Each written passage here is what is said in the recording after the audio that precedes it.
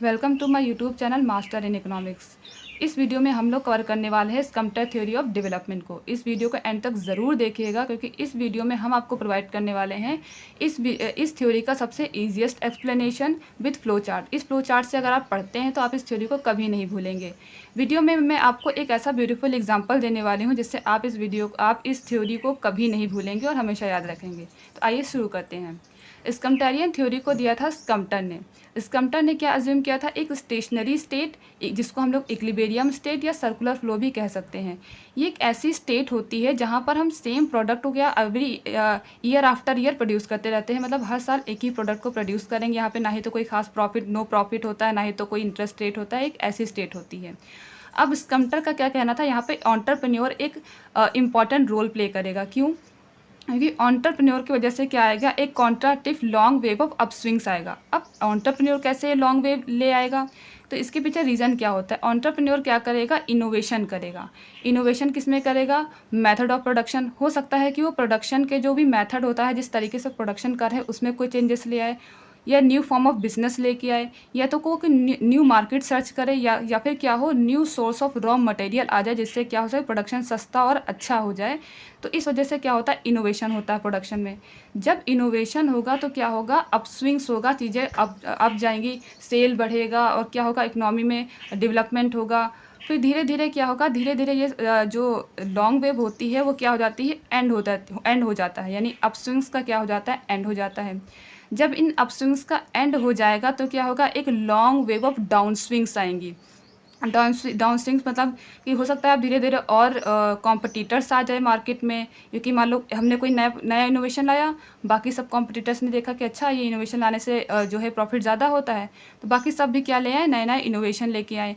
फिर क्या हुआ, वो भी उस चीज़ों को अपनाए, जिससे क्या हुआ, धीरे धीरे क्या हुआ कि एक long way by down swings की, धीरे धीरे प्रोडक्शन फिर कम हुआ, धीरे धीरे सेल्स कम हुई, तो वापस से रीएडजस्टमेंट होके हम कहाँ पहुँच गए, वापस से उसी स्टेट में पहुँच गए। यानी कि जहाँ पर फिर से क्या होगा, वही जो भी एक इनोवेटिव प्रोडक्ट आया था, सेम प्रोडक्ट को हम हर साल प्रोड्यूस करेंगे और बेचेंगे। इस तरीके से ये फ्लो चलता रहता है। अब इसको मैं एक एग्जाम्पल से समझाती हूँ कैसे। आइए हम इस थ्योरी को पढ़ते हैं एक एग्जाम्पल से। इमेजिन करिए कि मैं एक एंटरप्रेन्योर हूँ और मैंने सोचा कि चलो मैं कुछ मतलब मार्केट में कुछ नया लेके आती हूँ। तो मैंने सोचा कि अभी तक इमेजिन करिए कि मान लीजिए सोप जो है वो मार्केट में नहीं बिक रहा है। तो मैंने सोचा क्यों ना सोप जैसा कुछ होना चाहिए जिससे लोगों की हाइजीन मेंटेन रहे। तो मैं क्या लेके आई, एग्जाम्पल के लिए एक सोप लेके आई। ये मार्केट में क्या हुआ, नया इनोवेशन हुआ। जब देखा कि नया इनोवेशन हुआ तो इसका क्या हुआ, सेल्स बढ़ता चला गया, धीरे धीरे इसकी मार्केट बढ़ी और कॉम्पिटिटर्स आने लगे। धीरे धीरे क्या हुआ, ये जो अपस्विंग्स आया इस सोप की वजह से मेरे पास, ये धीरे धीरे कम होने लगा। धीरे धीरे ये जो लॉन्ग वेव है ये क्या हुआ, डाउन स्विंग्स में कन्वर्ट होता चला गया। क्योंकि बहुत सारे लोग इसको बेचना शुरू कर दे रहे हैं, जिससे क्या होगा, रीएडजस्टमेंट होगा। रीएडजस्टमेंट होने के बाद ये वापस से मैं उसी स्टेट पे आ जाऊंगी। मैं क्या करूंगी, इस प्रोडक्ट को अब हर साल बना के हर साल सेल करूंगी। मेरा प्रॉफिट भी कम होने लगेगा क्योंकि बहुत सारे लोग उसे प्रोड्यूस कर रहे हैं। फिर मैं सोचूंगी चलो कुछ ना इसमें कुछ ऐड करते हैं, कुछ नया लाते हैं, कुछ इनोवेशन करते हैं। इनोवेशन के लिए मैंने क्या बोला कि मैंने अपने साबुन में किसकी फ्रेगनेंस ऐड की, फ्लावर्स की, यानी कि रोज़ फ्लावर्स की मैंने इसमें फ्रेगनेंस ऐड की।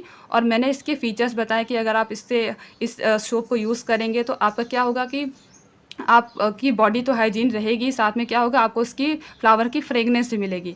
तो मैं क्या लाई, मेथड ऑफ प्रोडक्शन तो सोप का हो रहा है, लेकिन मेथड क्या हुआ कि मैंने इसमें फ्लावर्स ऐड कर दिए हैं, इसकी फ्रेगनेंस ऐड कर दी है। तो मेथड ऑफ प्रोडक्शन चेंज हुआ।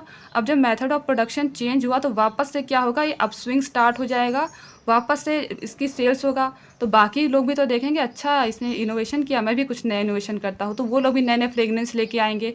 तो वापस से क्या होगा, मार्केट बढ़ जाएगा और क्या होगा, एक अपस्विंग्स का क्या हो जाएगा, धीरे धीरे डाउन स्विंग्स में कन्वर्ट हो जाएगा। फिर रीएडजस्टमेंट होगा, फिर से मैं उसी स्टेट पे आ जाऊँगी। अब क्या होगा, सेम प्रोडक्ट में इसी प्रोडक्ट को क्या ईयर आफ्टर ईयर सेल करती रहूँगी। एज एन एंटरप्रेन्योर मैं फिर कुछ नया लेके आऊँगी।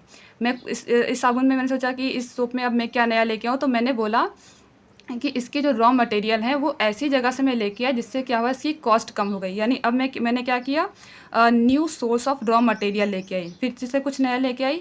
इसके प्राइसेस मान लेते थे 5 रुपये और मैंने कर दिए 3 रुपये। तो फिर से क्या हुआ, इसकी जो सेल है बहुत ज़्यादा बढ़ गई। अब सेल बढ़ गई तो वापस से हम अपस्विंग्स में गए। बाकी लोगों ने भी देखा, बाकी कॉम्पिटिटर्स ने देखा कि अच्छा मुझे भी इसमें चेंजेस करना चाहिए। तो उन्होंने भी क्या किया, अपनी कॉस्ट को कम कर लिया और मार्केट फिर से बढ़ गया और वापस से मैं फिर से कहाँ आ गई, उसी स्टेट पे आ गई। यानी कि स्कम्प्टर का क्या कहना था कि अगर मार्केट में डेवलपमेंट चाहिए, हमें इकोनॉमी में डेवलपमेंट चाहिए, तो हमें क्या लाना पड़ेगा, हर टाइम कोई ना कोई नई चीज़ या कोई ना कोई इनोवेटिव चीज़ लानी पड़ेगी, तभी क्या होगा, डेवलपमेंट होगा। तो अगर आपको वीडियो पसंद आया हो तो वीडियो को लाइक ज़रूर करिएगा और ऐसे और वीडियोज़ के लिए हमें कमेंट करें। Thank you.